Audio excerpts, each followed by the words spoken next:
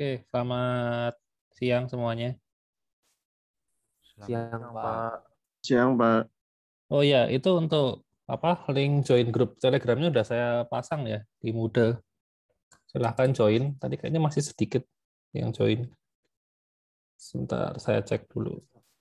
Ini sudah berapa? 1, 2, 3, baru 4. Ya nanti nggak apa-apa. Ya buat itu sih, buat kalau ngasih info biar cepat aja. Gitu. Soalnya kalau lewat Ikhlas atau lewat Moodle kan takutnya pas nggak buka webnya ya nggak tahu kalau ada pengumuman ya. Oke, kita lanjut. Hari ini kita materinya masih tentang Kotlin ya. Kotlin bagian kedua ya. Jadi kalau yang bagian pertama kemarin kan Kotlinnya kan tentang itu variabel, terus statement control sama looping apa ya? Ini kan variabel, statement control, loop, udah ya betul 3 itu. Nah kalau hari ini itu kita akan belajar tentang ini array ya, array class function ya. Gitu. Jadi ini masih belum masuk ke Android-nya ya. Masih belajar tentang bahasanya itu sendiri. Oke. Array itu kan struktur data yang paling basic ya. Kita pasti butuh array ya. Bikin program apapun, dimanapun itu pasti kita butuh yang namanya array ya. Nggak mungkin kita cuma bisa ngandalin variabel biasa ya.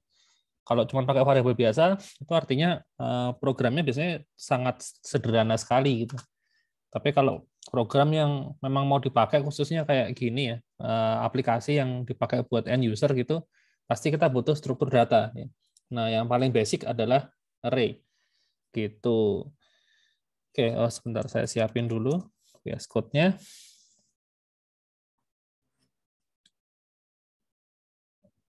Kemudian bikin file dulu.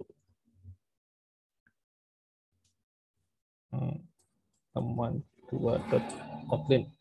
Oke. Apa namanya? Kita kan mau belajar tentang array kan ini kan.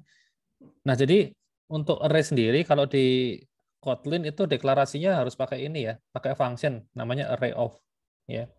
Nggak bisa pakai notasi kayak di bahasa yang lain misalnya seperti ini ya 1 2 3 4 5 ini nggak bisa ya.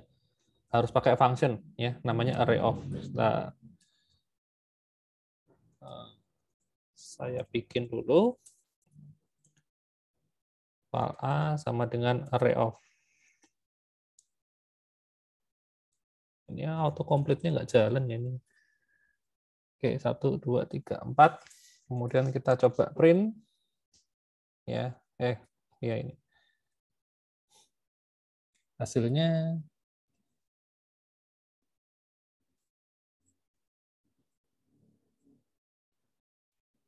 ini ya nggak kebaca ya. Hasilnya objek soalnya. Jadi array di sini kan tipenya objeknya. Nah ini. Jadi nggak kelihatan ya. Pokoknya ini bisa dilihat di situ. Oke. Nah kalau mau ngeprint salah satu data ya tinggal pakai indeks kayak biasa ya. Misalnya saya mau ngeprint angka 3, berarti dia indeks 0, 1, 2 ya. Berarti saya kasih A2 gitu. Hasilnya nah ini kalau ngompal, hasilnya 3 ya. Ini kalau ngompal di sini di VS Code emang lama ya karena kan ini kan kita source code-nya Kotlin ya. Nah, Kotlin ini kan akan dikompal dulu ke dalam Java. Nah, setelah jadi Java bentuknya jar baru dieksekusi lagi pakai Java gitu.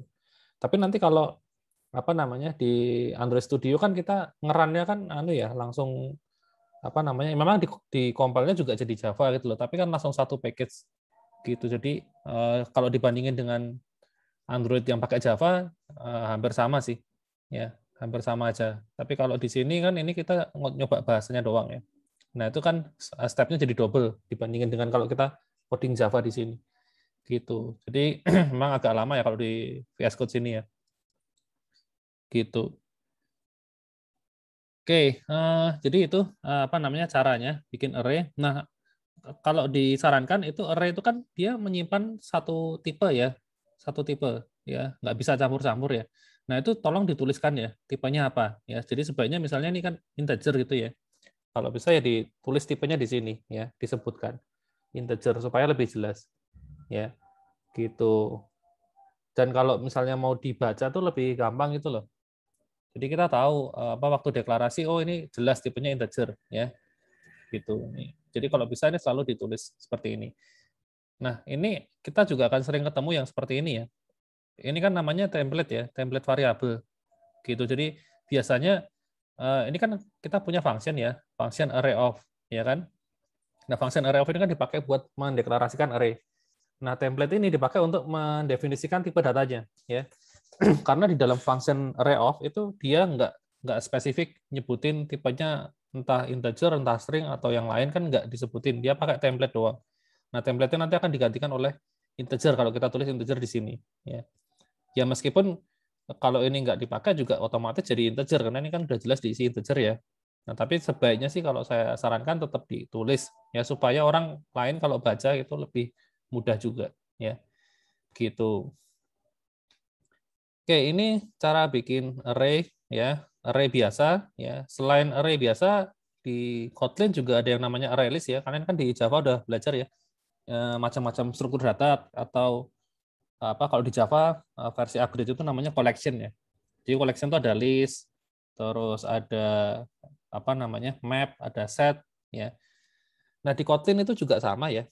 Ada macam-macam ya, nggak cuma array doang, ada juga array list ya. Jadi kalau mau bikin array list ya tinggal ini array list of, nah kayak gini ya.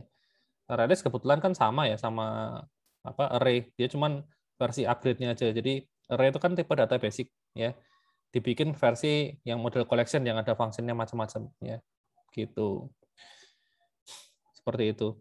Jadi kalau mau bikin array list ya seperti ini, kalau mau bikin map ya seperti ini, map of itu ya, set of ya kayak gitu ya. Pakai of ini ya. Tinggal sebutin tipenya terus kasih off. Seperti itu. Oke. Nah, kemudian kalau mau tahu panjangnya array bisa pakai size ya. Jadi mau saya pengen tahu array A ini ukurannya berapa sih ya tinggal pakai size gini aja ya. Terus dijalankan dapat hasilnya harusnya 4 ya. Jadi 1 2 3 4. Nah, ini 4 ya. Ukurannya 4 gitu. Oke. Nah, apa namanya? Kalau ini tadi kan kita pakai function ya.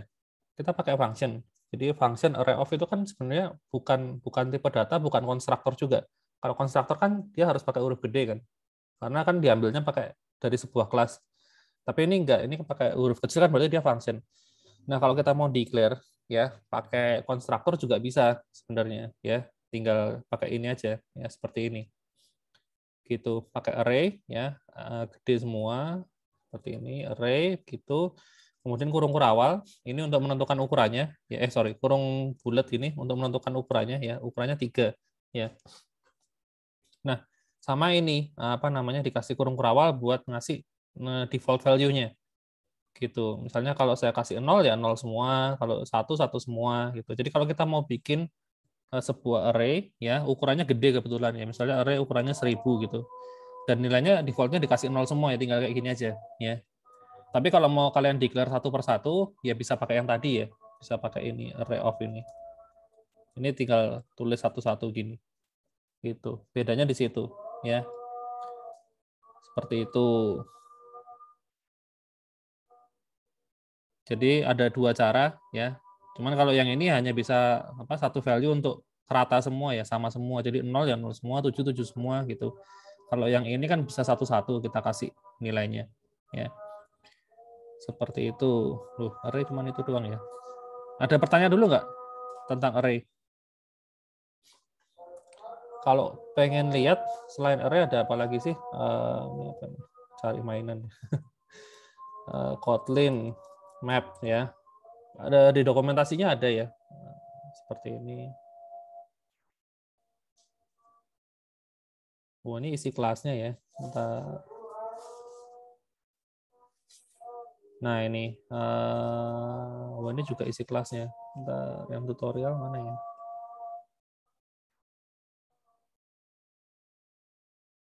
Map of. Nah, ini. Ya, ini contohnya ya. Jadi kalau mau bikin apa? Pakai map ya. sama sih, tulisannya pakai map of gini ya.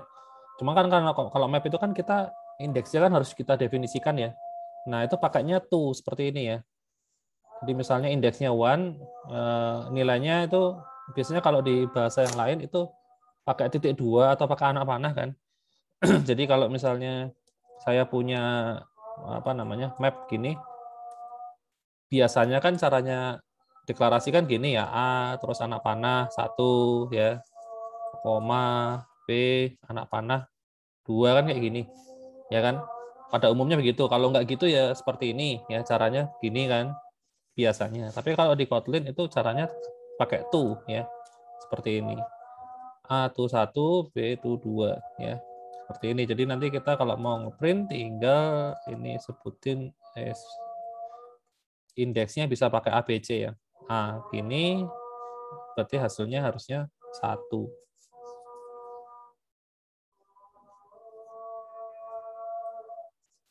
Nah, ini 1 keluar ya. Seperti itu. Itu kalau pakai map ya. Kalau pakai yang lain kayak release tadi sama ya. Entah kalau set juga harusnya sama aja sih. 1 2 3 4 gini. Oh, cuman kalau set kan nggak bisa diakses pakai indeks ya. Jadi ngaksesnya harus pakai looping ya. Harus pakai looping. Jadi misalnya for i in a gini ya.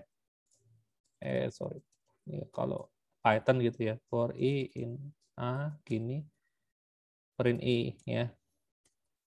Ini biar nggak biar kelihatan hasilnya saya kasih angkanya bukan 1 2 3 4 ya. Tapi ini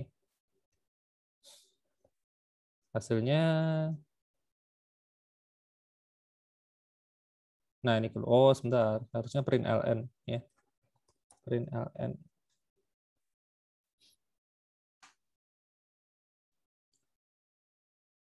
Nah, ini seperti ini ya, keluar ya 10 12 31 45 ya. Ini kalau set ya. Set itu kan nggak punya indeks, jadi kalau mau ngakses ya ini apa caranya seperti ini, pakai for each ya istilahnya ya. Kita akses elemennya satu persatu ya, pakai iterator ya, semacam iterator gitu ya. Sebenarnya kalau pakai yang model gini nggak cuma set ya, semua bisa pakai ini ya. Array pun juga bisa kalau mau ya. Array biasa juga kalau mau diakses dengan cara seperti ini juga bisa aja ya sebetulnya. Cuma kalau array kan ada indeksnya, jadi ya pakai indeks aja nggak masalah kan. Biasanya kan gitu. Tapi kalau set itu kan memang nggak ada pilihan lain ya. Karena dia nggak punya indeks, jadi yang cara nyetaknya seperti ini. Gitu. Itu map, set, terus list. List sama aja tadi udah ya. Release, list sama release, cara pakainya sama persis. Ya. Oke. Itu aja ya untuk yang ini, collection ya. Ada yang mau ditanya dulu?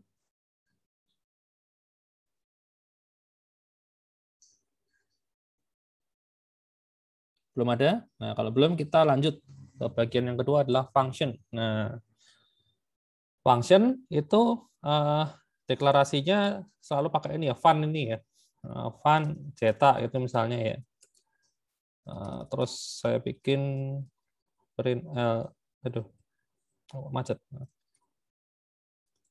Seperti ini ya. Lalu ya tinggal kita panggil aja di sini cetak gini. Standar lah ya. Nggak ada yang spesial.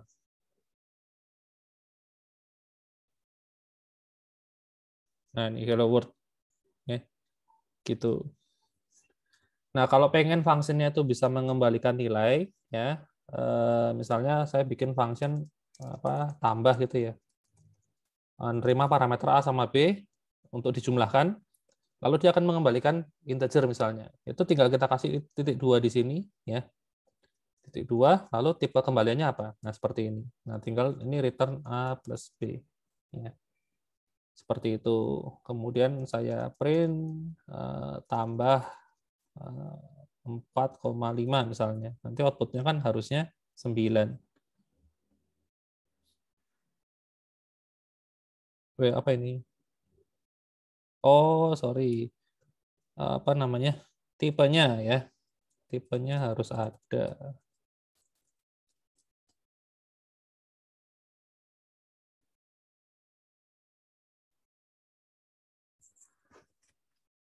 Nah, baru keluar ya 9.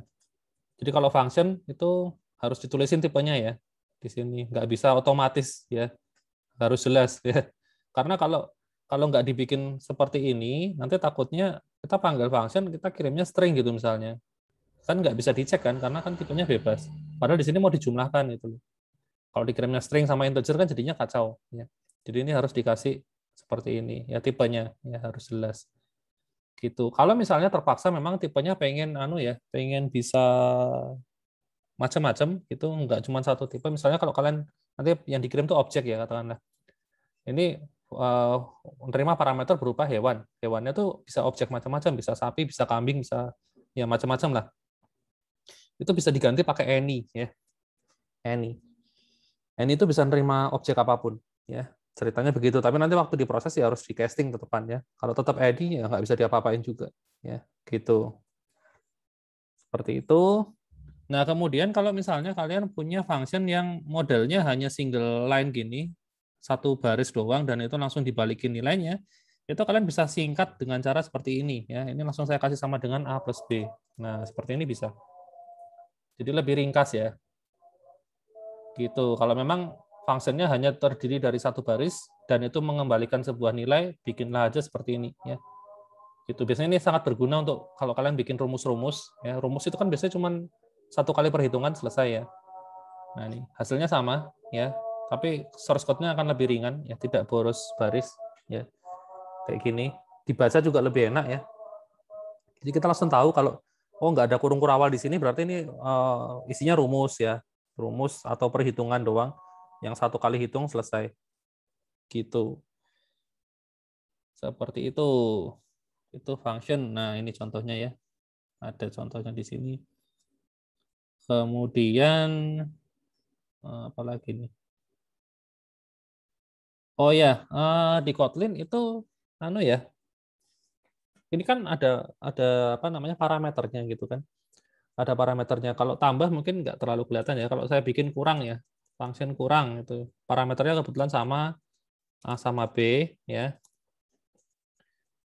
Dan rumus menghitungnya adalah A dikurang B ya. Nah, ini kalau saya panggil function kurang seperti ini ya. Itu kan hasilnya 4 dikurang 5 jadi minus 1 ya harusnya ya. Saya kirim A-nya 4, B-nya 5. Ya, berarti kan harusnya 4 dikurang 5. Nah, ini hasilnya kan minus 1. Ya kan? Nah, ini kalau misalnya kita pengen balik ya. Kita pengen bikin supaya 5-nya ini masuknya ke A, 4-nya ini masuknya ke B, tapi posisinya tetap seperti ini ya. Nah, ini bisa dengan cara seperti ini ya. B-nya kita kasih 4, lalu A-nya kita kasih 5 ya. Itu namanya apa namanya? Sebentar. Ya, seperti ini. Itu namanya istilahnya name argument ya. Name argument. Apa ini? Oh, sorry, salah ini.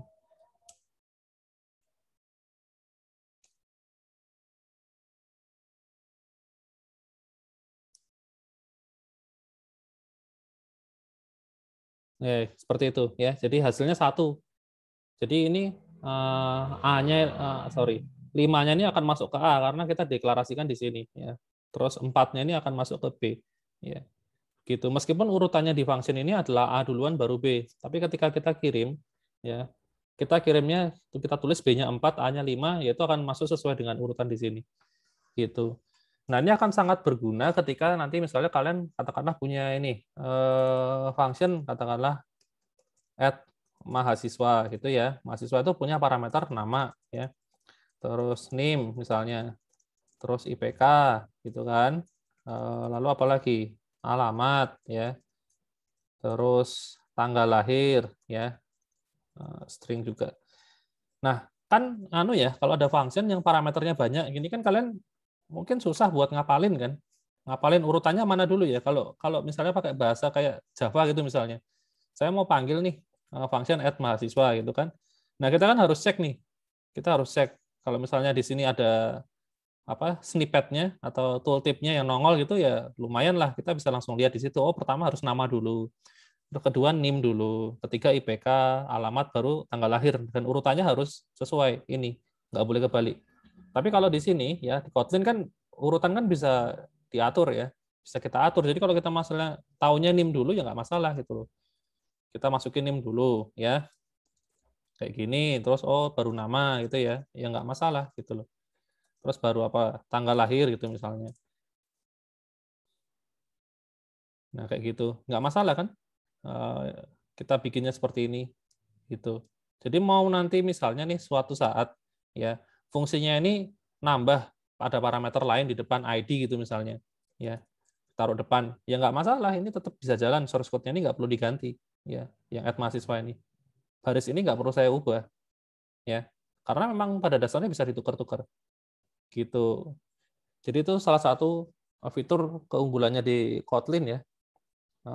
Kita punya yang namanya istilahnya name argument ya. Ini namanya name argument. Jadi kita kirim argumen tapi dikasih namanya juga gitu.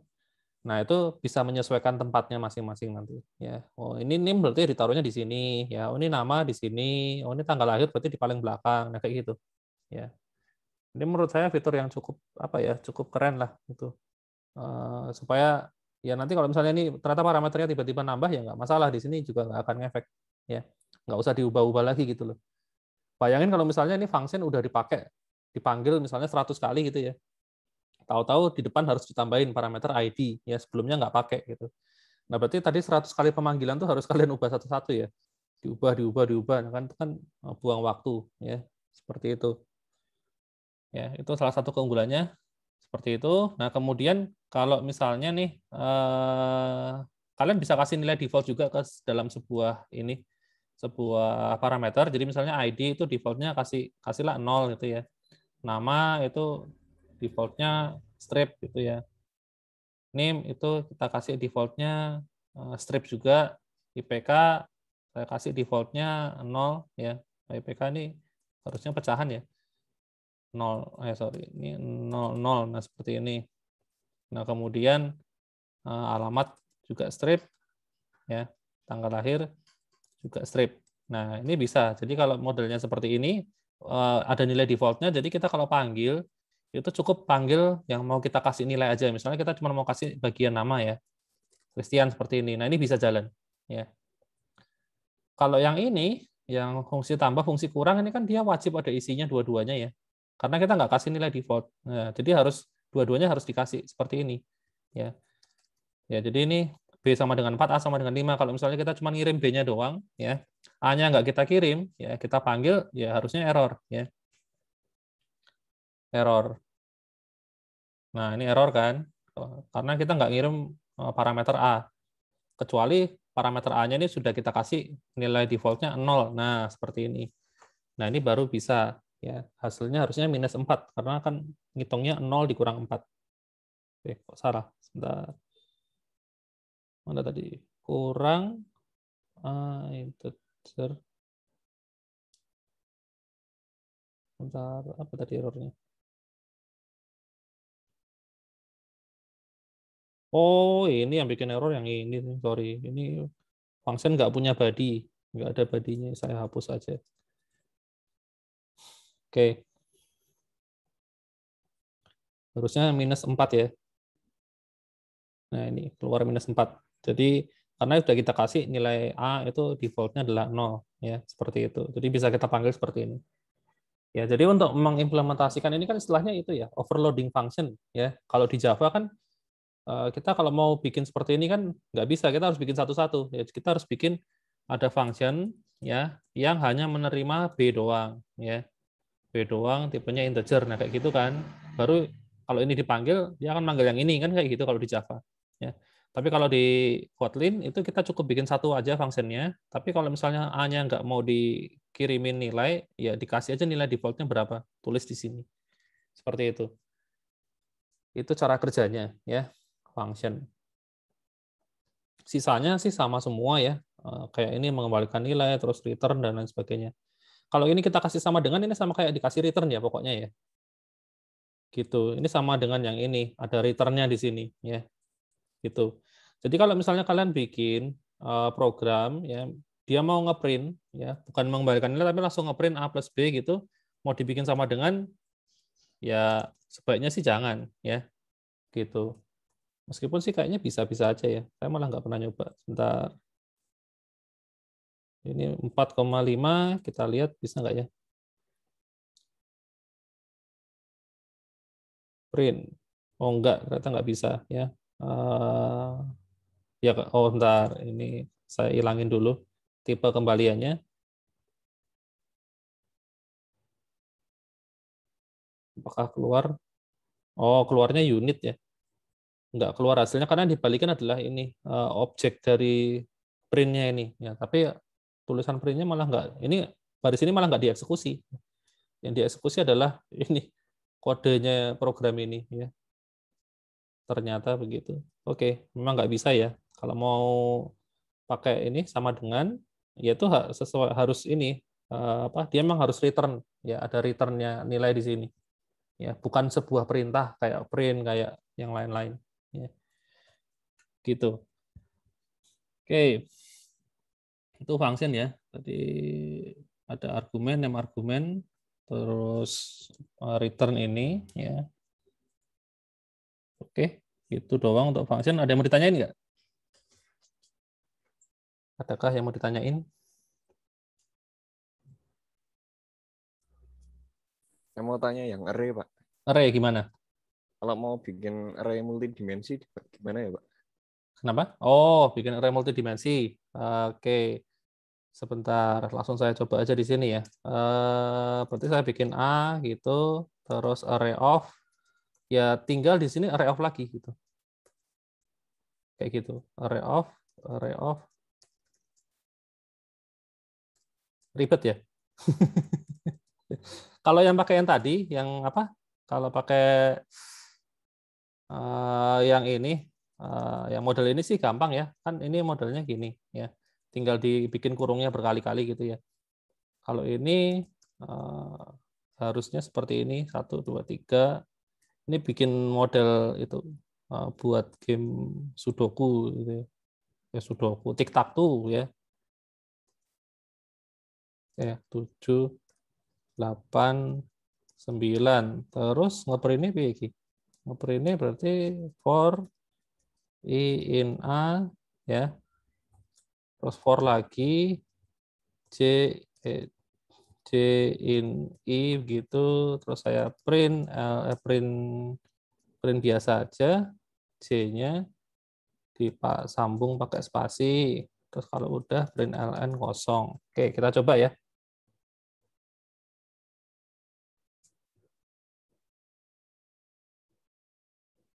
Apa ini? Oh, nggak bisa di ini ya. Plus dikira mau dijumlahin. Sebentar. J-nya ini berarti harus saya bikin toString ya. Terus disambung.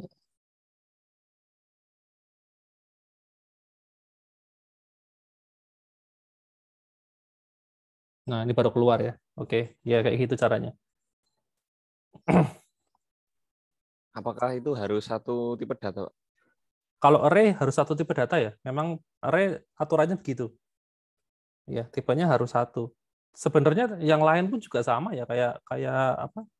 List terus set gitu kan juga tipenya harus satu semua kan. Mestinya di Java kan juga kita harus nulis template-nya tuh. Misalnya kita bikin apa namanya array apa list ya, list A gitu. Nah, ini kan harus kita tulis di sini ya, tipenya integer atau tipenya string ya. Di Java pun juga begitu. Tipenya kan harus sama. Nah, tadi kalau misalnya pengen tipenya macam-macam, ya bikin aja tipenya any ya. Any gitu. Nah, ini kalau ini anu ya, array-nya kan berisi array ya. Ini biarin aja berarti. Coba kita campur, bisa nggak ya? Saya malah nggak pernah isinya campur-campur sih. Kalau string campur ini itu, karena biasanya bikin kayak gini pasti tipenya satu ya, satu macam gitu. Ini kan nggak ada operasi apa-apa ya, cuma di print doang. Kalau nah, oh ternyata bisa ya. Tinggal dibikin tipenya any aja ya. Ya itu tapi selama nggak dilakukan operasi matematika ya nggak masalah. Jadi misalnya Kecuali kamu pengen tambahin ya, 1 ditambah apa indeks yang 0 ditambah dengan indeks sebelahnya gitu kan misalnya. Nah, ya nggak bisa karena ini kan yang 1 integer, yang 1 string. Nanti akan error pasti, ya dijamin error. Kecuali semuanya nanti di-convert to integer semua itu. Tapi kan repot ya. Gitu. Jadi kalau cuman buat nampung terus dan ya cuman mau di print doang gitu misalnya, ya pakai any aja gitu. Any itu sama kayak objek pokoknya, ya. Kalau di Java, ya. Jadi bisa dipakai buat nampung tipe apapun. Tapi ingat ya, jangan dilakukan operasi apapun kecuali cuma mau ngeprint. Ya. Kalau mau dilakukan operasi yang lain ya silahkan di-convert dulu. Ya. Di-convert atau di-casting. Ya. Supaya ya tadi kalau misalnya mau dijumlahkan ya ini harus jadi integer. Ya. Kayak gitu.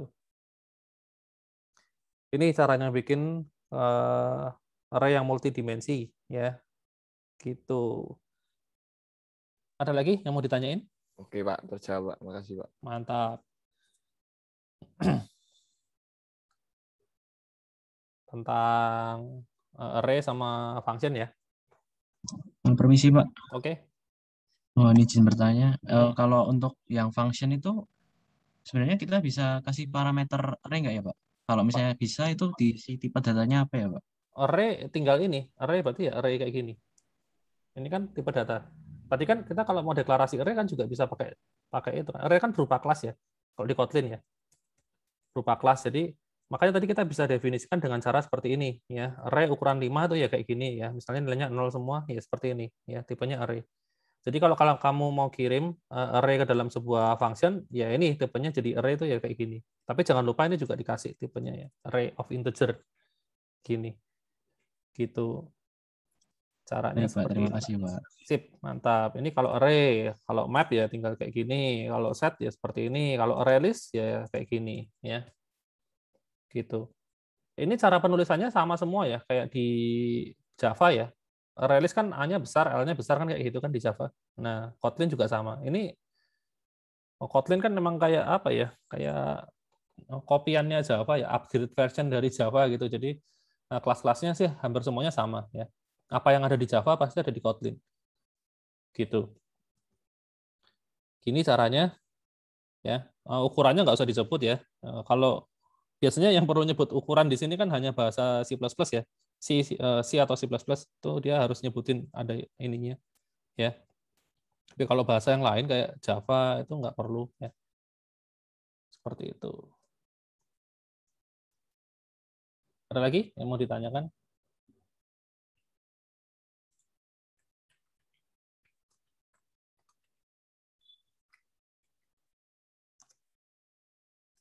Tidak ada. Oke, kita apa namanya? Lanjut ke berikutnya tadi apa nih? Kelas. Oke. Wah, anu ya, cepet banget ya. Biasanya kan kemarin kalau belajar di apa namanya? Di Alpro itu 1 semester ya, ini langsung kita kebut ya, udah sampai kelas terakhir apa nanti?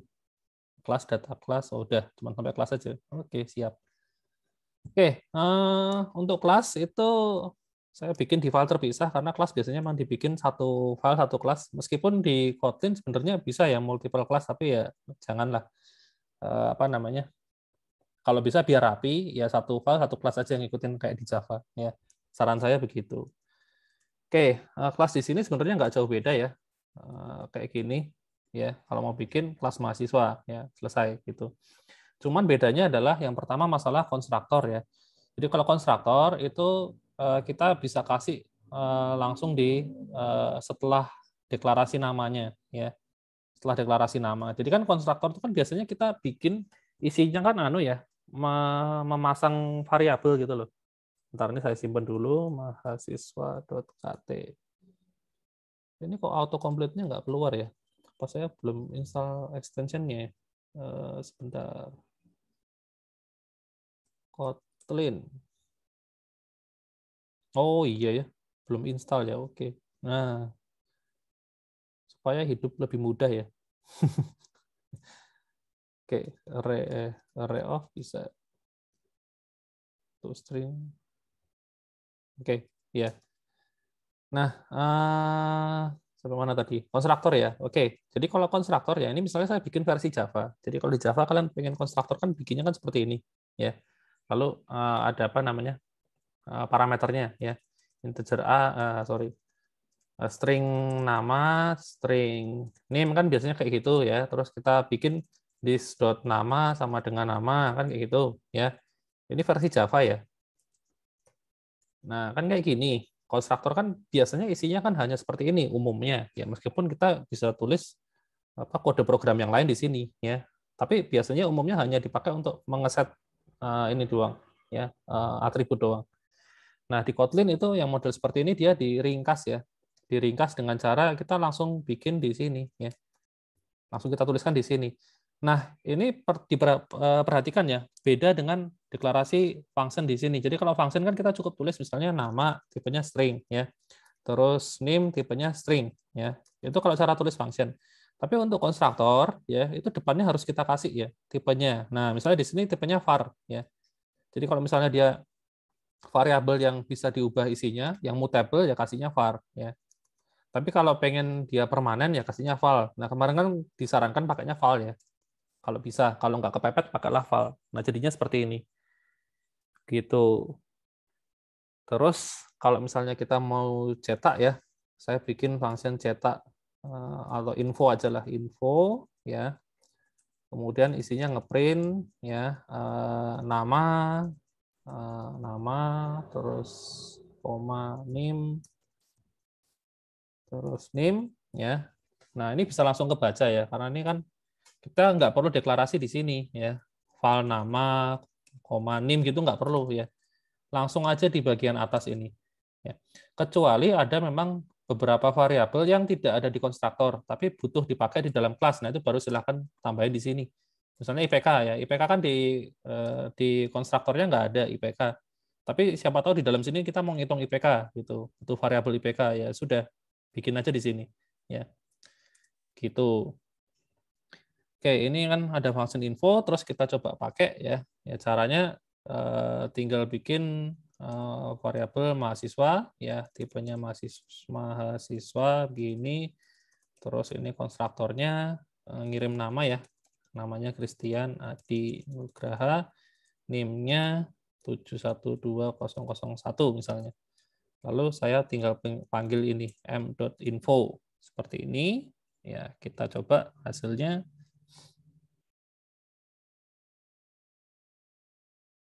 Apa ini? Unresolved reference mahasiswa. Loh, sebentar. Ini saya simpan di mana tadi?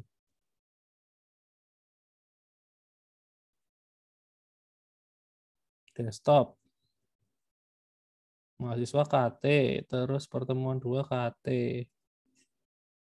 Loh, harusnya bisa.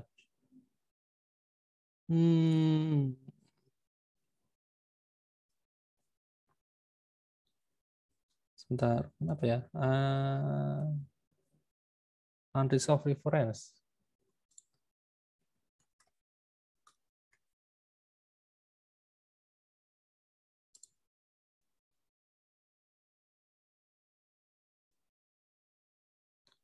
Oh, kayaknya ini apa namanya? Ini bacanya sistemnya per project ya. Bentar ya sudah. Kita pindah aja lah ya. Saya taruh sini aja. Oke, ini saya hapus aja fungsinya.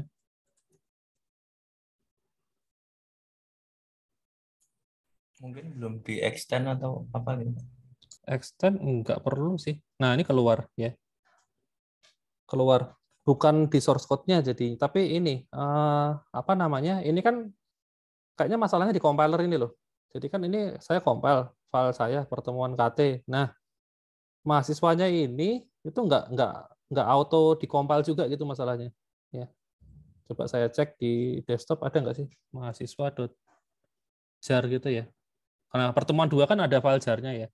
Ini ada jar-nya, tapi yang mahasiswa ini nggak ada jar-nya. Jadi harus di-compile satu-satu ya. Jadi kalau modelnya kita harus bikin ini. Kalau mau pakai apa namanya? Pakai VS Code, kalian harus bikin project ya, atau mungkin workspace ya. Workspace sama project sama nggak ya di sini? Ya intinya harus bikin kayak project, jadi supaya bisa tahu bahwa pertemuan 2 sama mahasiswa ini itu 2 file ini satu project yang sama. Jadi ketika pertemuan 2 saya compile, kan dia akan baca ada mahasiswa, terus dia cari kelas mahasiswa di mana sih? Tinggal dibaca dari sini terus ke compile bareng. Gitu ya. Cuman ini karena saya pakainya tadi itu new file biasa ya. Jadi pertemuan 2 sama mahasiswa ini saya dianggapnya adalah 2 project yang berbeda gitu. Jadi dia nggak otomatis compile, tapi nggak apa-apa lah. Nanti kalau di Android Studio itu otomatis kok, tenang aja. Ya, cuman karena di VS Code aja jadinya bermasalah ya. Ya kita gabung aja di sini ya, nggak apa-apa. Nah ini kalian nunjukin ya bahwa yang namanya kelas itu kalau mau digabung bisa ya. Taruh satu file di sini bisa-bisa aja, tapi saran saya mending dipisah ya. Dipisah di file berbeda. Gitu.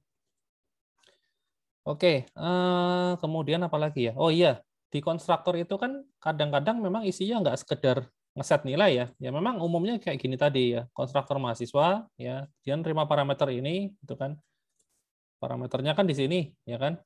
Parameternya di sini. Nah, jadi isinya kan kayak tadi ya. Kalau di Java ini ya, di Java kan this nama sama dengan nama, terus this.name sama dengan name kan kayak gini.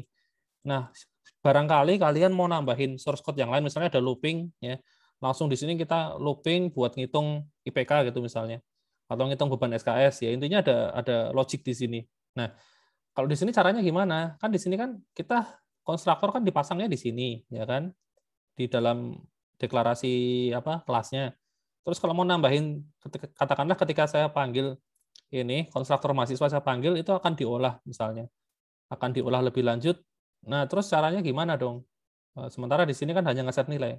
Nah, kita bisa, kalau terpaksa memang konstruktornya butuh melakukan sesuatu, kita bisa pakai namanya init ya. Nah, init ini adalah konstruktor yang sebetulnya, ya, yang sebenarnya di Kotlin. Jadi kalau kalian misalnya mau ada fungsi yang lain, misalnya ada fungsi for gitu, misalnya saya akan cetak tulisan apa? Selamat datang gitu ya. Selamat datang. Terus saya tambahin namanya, misalnya kayak gitu ya. Jadi ketika konstruktor ini dipanggil langsung cetak selamat datang. Nah itu bisa pakai init ya. Ya kita coba buktikan ketika saya bikin variabel m ini, saya panggil konstruktor tanpa saya panggil function apapun, apakah ini bisa jalan? Ya kita coba. Nah sebentar apa ini? Expecting variabel. Oh kok force? Belum saya ganti ya, print ln ya, wah mabuk. Kok for gimana? Kok masih error? Oh, tapi ini keluar sih. Oh, karena variabel m tidak pernah dipakai ya. Ini cuma warning doang. Tapi outputnya keluar ya nih. Selamat datang, .2 Christiana Dinugraha. Gitu. Ya karena di sini saya cuma bikin variabel m, tapi nggak pernah dipakai di bawahnya. Oke, tapi nggak masalah. Oke, jadi kayak gitu. Jadi kalau misalnya kalian di konstruktor itu pengen nambahin sesuatu, ada logiknya, ya bisa pakai init ya. Bisa pakai init seperti ini. Gitu caranya. Terus apa lagi ya? Sampai mana tadi ini kelas. Terus ini init ya nih. Kalau mau nambahin konstruktor bisa pakai init. Kemudian oh ya, kalau misalnya konstruktornya pengen lebih dari satu ya, kan bisa aja ya. Ada di Java kan ada apa prinsip overloading konstruktor ya kan. Bisa kayak gitu kan. Nah, itu kalian bisa bikin konstruktor kedua dengan cara ini ya. Nulisnya namanya ya konstruktor ini. Konstruktor seperti ini. Terus tinggal dibikin dalamnya sama kayak ini ya. Ya tentunya harus ditambahin ya. Harus ditambahin yang lain gitu. Kalau isinya sama persis ya ini ketika manggil mahasiswa ya taunya yang ini ya. Yang ini dikompil pun kayaknya nggak bisa ya kalau sama persis ya. Saya coba aja ya. Misalnya ini sama-sama isinya nama, nim, ini juga nama sama nim gitu ya. Terus saya jalankan harusnya sih error ya. Konstruktornya kembar soalnya. Nah, ini. Jadi dia bingung ya, konstruktornya mau pakai yang mana. Gitu. Kecuali kalau saya tambah satu lagi ya. Misalnya file IPK gitu ya. Tipenya double. Terus saya run. Loh, masih error apa ini? Primary constructor.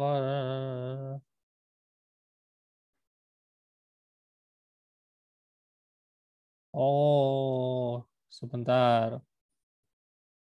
Ini harus ini apa namanya? Kalau ya saya lupa. Apa secondary constructor itu nggak perlu nyebutin yang sudah ada, ya. Betul. Nggak perlu nyebutin yang udah ada, tapi tambahannya doang. Ya. Jadi memang harus ada apa namanya? Harus ada atribut baru, ya.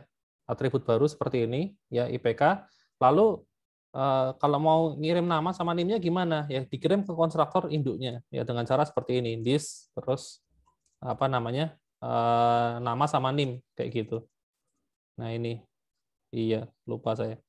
Jadi yang ditulis di sini, oh sorry, ini ditulisnya tetap komplit ya, cuman dia harus dikirim ke ini induknya, ya harus dikirim. Tadi lupa ngirim ke induknya, ya gitu. Tapi ya ini ya tetap harus ada yang baru ya tambahannya gitu.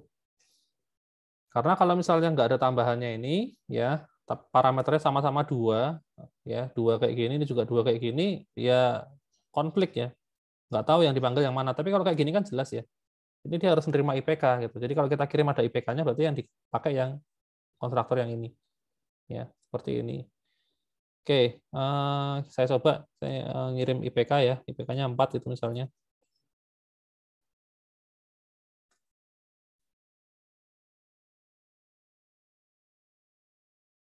Terus, oh iya, ini nggak boleh ada ini dulu.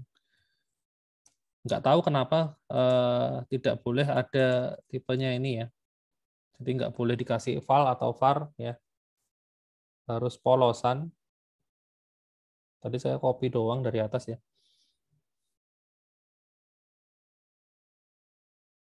Warning, oh ini cuma warning, nggak masalah ya. Ini warning. Jadi kalau di VS Code kalian nemu warning biarin aja ya. Tapi kalau ini kan error, yang atas tadi kan error. Nah ini memang ini nggak bisa jalan kalau yang ini. Tapi kalau warning itu abaikan aja nggak apa-apa karena source code-nya masih bisa dijalankan. Ya ini cuma ngasih tahu bahwa IPK ini nggak pernah kepake, M ini juga nggak pernah kepake, gitu. Seperti itu. Oke, itu kalau mau bikin ada banyak konstruktor ya. Kalau mau nambah lagi ya bisa aja konstruktor kayak gitu. Tapi kan kayaknya jarang ya. Jarang. Terus apa lagi?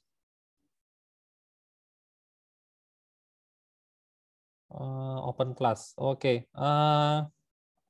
Jadi kalau kita mau bikin ya yang namanya apa namanya extend ya turunan gitu kita bisa bikin kelasnya sebagai open ya. Ini open class. Nah, kalau kita pakai open class ini kelas akan bisa di-extend oleh kelas yang lain. Jadi kita bikin kelas baru misalnya mahasiswa IT gitu misalnya ya. Nah, ini kayak gini kita bisa extend dengan cara kasih titik 2 di sini ya. Nah, titik 2 ini anu ya, hati-hati ya. Makanya tergantung situasi ya. Kalau di kelas dia statusnya sebagai extend, tapi kalau di function ini statusnya sebagai tipe kembalian. Ya. Kayak gitu. Nah, ini mahasiswa IT, ini saya bikin sama ya. Sama terus cuman ada tambahannya itu apa namanya misalnya skill coding ya. Tipenya integer, bentuknya kan skor gitu misalnya. Nah, dia kan mengextend mahasiswa, ya caranya tinggal kasih titik 2, ini mahasiswa. Nah, karena di mahasiswa dia minta ada ngirimin nama sama NIM, ya nama sama NIM harus dikirim, maka ini kita salurkan nama sama NIM-nya ke sana. Ya. Nama, NIM. Ya. Baru di sini kalau mau nambahin source code yang lain, ya tinggal tambahin di sini. Gitu. Ini caranya extend, ya. Extend di sini gini. Gitu. Itu untuk kelas yang biasa ya. Langsung kita kebut ya. Belajar kelas langsung belajar sampai extend ya. Sampai overloading method, overloading konstruktor langsung dihajar. Oke, langsung saya lanjut aja ya. Biar waktunya cukup. Berikutnya ini selain kelas biasa, nah di Kotlin itu dia memperkenalkan ada yang namanya data class ya. Ada yang namanya data class. Jadi data class itu adalah kelas istilahnya bahasa umumnya programnya POJO ya. POJO ya. POJO. Jadi POJO itu singkatan dari ini, Plain Old Java Object. Maksudnya apa? Kelas POJO ya. POJO itu adalah kelas yang isinya hanya menerima atribut doang tanpa ada function yang aneh-aneh gitu. Kan kalian biasanya untuk kelas model ya, kelas model. Jadi kalau apa namanya? Ya kayak contohnya mahasiswa ini ya. Kelas mahasiswa kan umumnya kan ya cuma isinya isinya cuma nama, NIM, IPK gitu ya, kelas mahasiswa gitu kan. Kalau di Java ini saya bikin versi Java ya. Versi Java itu ada atributnya string nama sama NIM gitu kan. Kayak gini kan. Terus isinya ada konstruktor mahasiswa gitu ya, nerima nama sama NIM juga ya kan. Nah, lalu kan isinya kan paling di sini cuman itu ya, void set nama kan kayak gitu kan. Terus dia nerima parameter nama, ada juga string get nama ya. Nggak ada parameternya ya. Ini dia return kayak gini, return apa namanya? Nama ini. Dan seterusnya. Jadi kalau misalnya di sini ada atributnya ada 10, berarti di sini konstruktornya ada 10 parameter, setter sama getternya juga masing-masing ada 10 ya. Karena untuk set nama, get name, dan seterusnya. Semua harus dibikin setter sama getter. Itu namanya kelas POJO ya. Isinya hanya atribut, terus konstruktor, terus setter sama getter. Ya, nggak ada function yang lain-lain, misalnya kecuali ada function ini ya, void cetak ya. Void cetak. Nah, ini sudah bukan POJO lagi namanya ya, karena di sini ada logic ya, ada logic yang harus dilakukan di sini. Tapi kalau fungsi dari kelas ini hanya dipakai buat nyimpen nilai, itu namanya POJO ya, plain old Java object ya. Nah, di Kotlin itu kita bisa bikin kelas POJO ya dengan cara yang lebih ringkas ya. Bayangin aja kalau ini ada 10 atribut. Kalian harus bikin setter sama getter sebanyak itu ya. Berarti ada total 20 function ya untuk keperluan setter sama getter. Kan boros ya, itu jadi berapa baris ya. Ini baru satu setter sama satu getter aja udah makan 16 baris ya. Kalau saya tambahin ada 10 atribut bisa sampai 100 baris lebih. Itu kan pemborosan.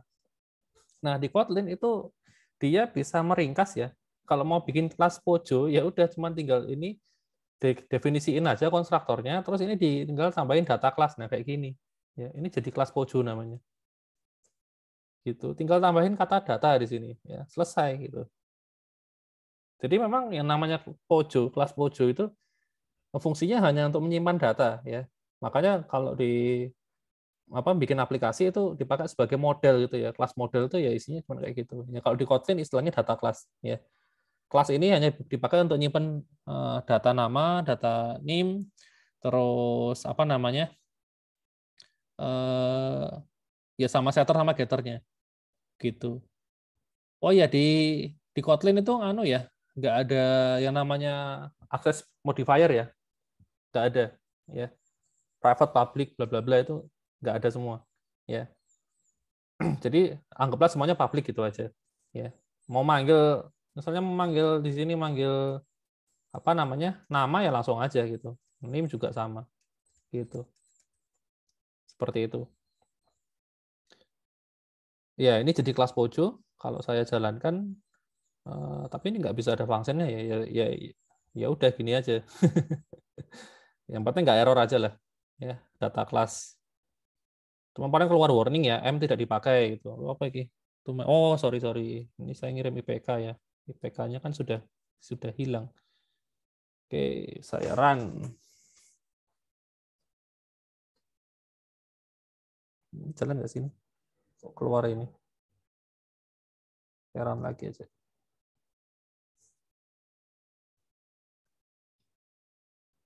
Ya, cuma warning doang ya. M nggak pernah dipakai tapi nggak error ya.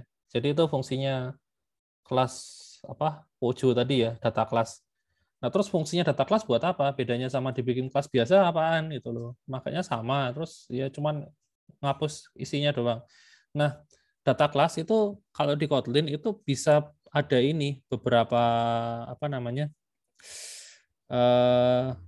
function baru ya. Function equals, function hashcode ya, sama function copy ya. Ini hanya dipakai hanya ada ketika kita bikin kelasnya itu tipenya data class ya. Gitu. Seperti itu. Nah, ini apa namanya? Jadi misalnya saya punya mahasiswa ya, Kristina Dinugraha kayak gini. Terus kemudian saya bikin variabel baru, tipenya n ya, tipenya juga mahasiswa, gini. Isinya mau ngopi dari yang ini, yaitu bisa pakai ini ya, bisa pakai copy ya, copy m.copy. Nah, m.copy itu misalnya kita mau ubah ya, kita mau ubah salah satu parameternya, misalnya namanya kita ubah, tapi name-nya tetap sama ya, udah kita panggil aja nama di sini, namanya jadi Adi Nugraha misalnya kayak gitu ya, itu bisa ya. Kita lalu coba print ya, kita print oh ya, untuk ngeprint di Kotlin kayaknya saya kemarin lupa ngajarin ya. Jadi ngeprint di Kotlin itu kalau tadi misalnya saya punya variabel a nilainya 10 ya, jadi saya bikin a sama dengan, kan harus seperti ini ya kan, harus seperti ini keluar outputnya 10 gitu ya, a sama dengan 10 outputnya. Nah, ini A sama dengan 10. Nah, sebenarnya di Kotlin itu kita bisa bikin cara yang lebih simpel ya. Jadi nggak perlu pakai concatenation, langsung di sini bisa ya. Saya pakai $A, nah kayak gini bisa. Kalau kita kasih $, berarti A ini adalah berupa variabel ya. Saya jalanin. Apa ini?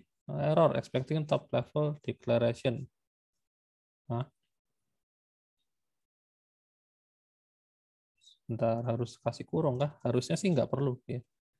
Karena A ini nggak ada panggilan function di dalamnya.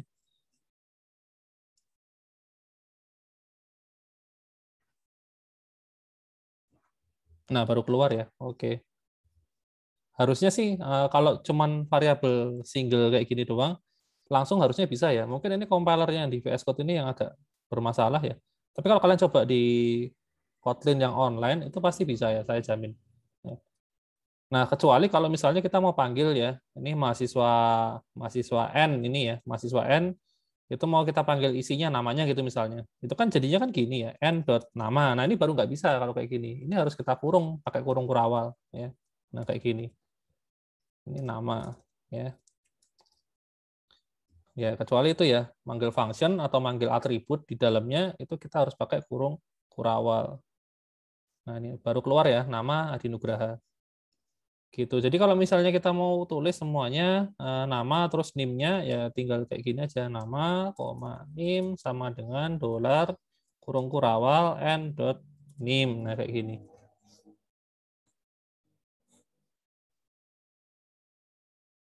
Seperti itu caranya, ya. Nah, ini. Kalau pakai cara yang tadi kan repot ya, harus pakai concatenation gini kan. Misalnya mau di print itu IPK kan tipenya double, itu kita harus convert dulu to string gitu misalnya. Ya. Repot ya. Kalau mau langsung gini bisa ya. Ini otomatis akan, karena ini sudah pasti konteksnya adalah ngeprint ya. Kalau dikasih $ ini pasti konteksnya ngeprint. Nah, ini kita nggak perlu pakai to double to string gitu, nggak perlu ya. Seperti itu. Jadi langsung kayak gini aja. Ya. Jadi petiknya tuh cuman satu petik pembuka, satu petik penutup. Kadang-kadang tuh yang bikin bingung kan itu petiknya banyak ya. Ini plus petik, plus petik, plus petik. Nah, kayak gini kan bacanya kan susah ya. Susah gitu loh. Lebih gampang seperti ini. Begitu ceritanya. Terus apa lagi ya? Itu tadi copy ya. Copy kemudian equals. Equals ini untuk membandingkan objek ya, sama lah di Java juga ada equals ya. Terus hash juga sama, di Java juga ada hash ya.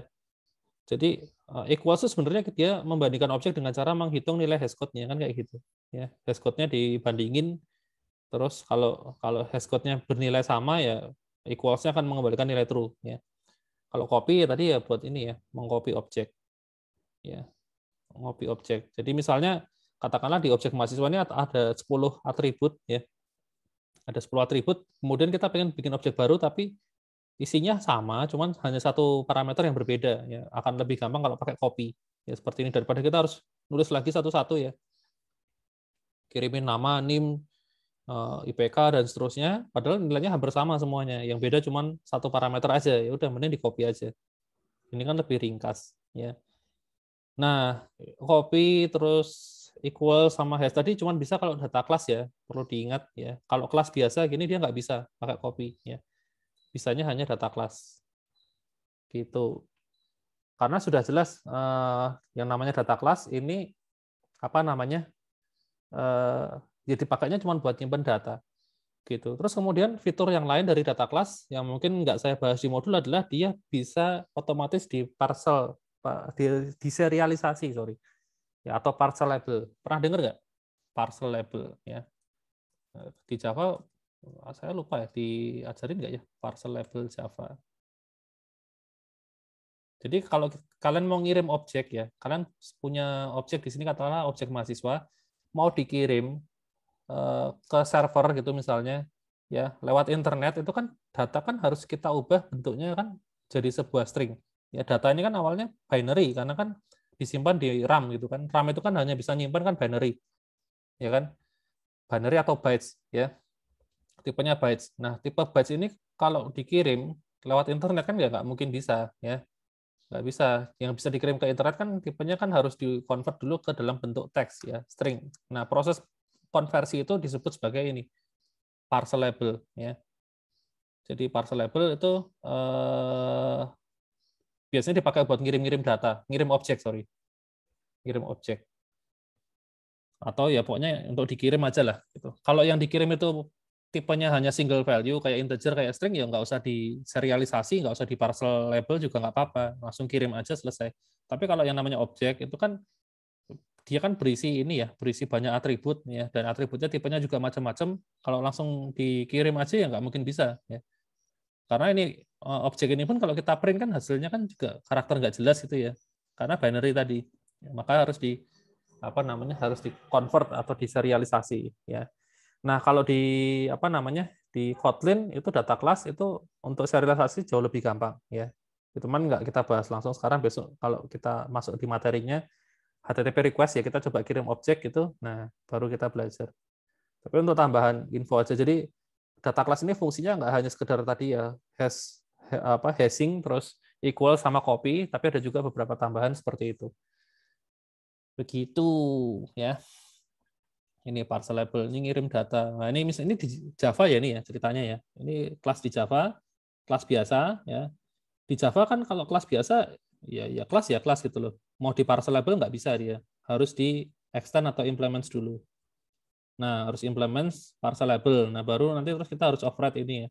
Describe content, write to parcel ya, baru bisa dipakai buat ngirim ya. Nah, ini baru bisa dipakai objek siswa. Ini objek siswa ya. Objek siswa dikirim ya, dikirim ke activity lain ceritanya gitu. Harus di parcel label dulu. Nah, tapi kalau di Kotlin langsung bisa pakai ya. Jadi banyak hal-hal yang akan jauh lebih efisien di sini ya. Gitu. Sampai sini ada yang mau ditanyakan? Kayaknya materinya habis ya. Oh iya. Oke, nanti kalau mau coba latihannya silakan kalian mau pakai di yang online boleh ini IDE yang online play.kotlinlang ya kayaknya lebih mending daripada VS Code ya. VS Code tadi banyak errornya ya. Bisa pakai ini atau kalau tetap mau pakai VS Code juga boleh ya. Nah, silakan kalian coba bikin ya. Nyimpen data banyak mahasiswa tapi mahasiswanya ini tipenya array ya, array of mahasiswa gitu. Supaya bisa nyimpan data banyak mahasiswa, nggak cuma satu. Ya, tadi kan kita sudah belajar array ya. Ada array di sini ya, sama ada kelas di sini. Nah, dikombinasikan. Itu buat latihannya. Tapi ini latihannya nggak dikumpulkan ya, cuma buat kalian latihan mandiri aja gitu. Nanti yang mulai dikumpulkan itu yang 4 sih kayaknya. Yang 3 ini kita juga belum. Iya, 3 belum ada apa-apa ya. Nah, 4 ini karena kita sudah mulai bikin sesuatu ya. Nanti latihannya dikumpulkan pakai Git ya. Git bisa pakai semua kan? Git, GitHub. Bisa lah ya. Jadi nanti modelnya gini ya. Kalian bikin aja Git-nya satu aja ya. Satu aja, jadi kalian bikin misalnya gini, bikin satu folder ya. Kalian kasih name kalian aja misalnya 71. Nah, kayak gini ya modelnya. Nah, terus di dalamnya ini kalian bikin untuk misalnya pertemuan 4 gitu. Lalu ini untuk yang isi pertemuan 4 kalian taruh sini gitu. Nah, gitnya cuma satu aja, yaitu git yang pakai NIM kalian ini ya. Terus dalamnya ada beberapa itu untuk beberapa latihan ya. Pertemuan 4, pertemuan 5, pertemuan 6 ya, biar nggak kebanyakan repo ya. Biar nggak kebanyakan repo. Jadi kalian submit link reponya satu kali aja. Jadi nanti setiap minggu silahkan di-upload ya. Batasnya sama untuk sampai hari Minggu ya, sama dengan quiz ya. Nah, nanti untuk linknya itu kayaknya saya taruh di bagian atas aja ya, di sini untuk submitnya ya. Karena kan cuma satu kali submit link ya. Jadi nanti kalian silahkan bikin akun di GitHub ya. Bikin akun di GitHub, terus apa namanya? Kalau mau dibikin private boleh. Yang penting saya di-invite ya. Email saya pakai yang ini, adinugraha@ti. Nanti semua deskripsinya akan saya taruh di sini di bagian pengumpulan ya. Barangkali ada yang mau nyicil sekarang, silakan ya. Bikin akun di GitHub dulu bagi yang belum punya ya. Terus kalau pengen dibikin private juga boleh, siapa tahu biar nggak bisa dibuka yang lain kan gitu. Ya. Tapi saya jangan lupa di-invite biar saya bisa periksa kan kayak gitu. Ya. Gitu. Untuk kuisnya udah saya pasang juga ya bagian kedua ya. Ada yang mau ditanyain nggak sampai di sini? Materinya habis kan ya? Sudah selesai, oke.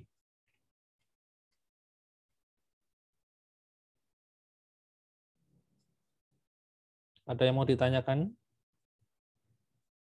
Ini kalau kalian mau langsung nyoba-nyoba yang berikutnya, silahkan ya, nggak apa-apa ya. Ini kan sudah saya kasih modulnya semua sampai pertemuan 13 ya.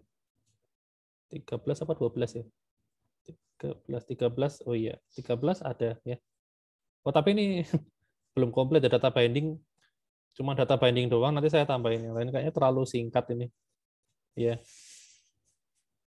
Ini juga belum ada latihannya. Ya. Oke, kayaknya karena dulu itu cuma jadi tambahan ya. Selain data binding, terus saya kasih caranya untuk publish aplikasi di Play Store. Ya. Kan nggak perlu saya tulis di modul kalau itu. Ya. Publish aplikasi. Nanti saya tambahin tentang Jetpack ya. Sama di pertemuan 14 juga. Jadi Android itu punya yang namanya ini ya, library khusus tapi hanya untuk Kotlin ya. Kalau Java nggak bisa, itu namanya Jetpack. Ini adalah library yang bisa mempermudah kita bikin aplikasi di aplikasi Android ya, pakai Kotlin itu lebih cepat ya. Jetpack ini resmi ya, resmi dari Android gitu. Fiturnya macam-macam, ada nggak ada tulisannya. Dulu ada listnya ya fiturnya. Ini library ini. Termasuk untuk database kayak gitu-gitu ya, bisa bikin lebih cepat ya. Database-nya pakai Room ya. Ada nggak ya Room? Room. Nah, ini Room. Nah, ini. Jadi bisa bikin apa? Implementasi kayak database itu bisa lebih cepat ya. Dibandingin kalau manual ya. Kayak gitu. Nah, nanti memang modelnya pakai tag kayak gini nih ya. Tag query gitu misalnya, add query, ya, query-nya ini langsung dipasang ke sini dan seterusnya ya. Gitu. Ya, ini tambahan aja untuk pertemuan terakhir ya Jetpack. Karena Jetpack nggak dipelajari pun juga nggak apa-apa gitu, karena itu memang kayak ekstensi aja kok, tambahan ya. Oke, ada yang mau ditanyain sebelum saya tutup kelasnya?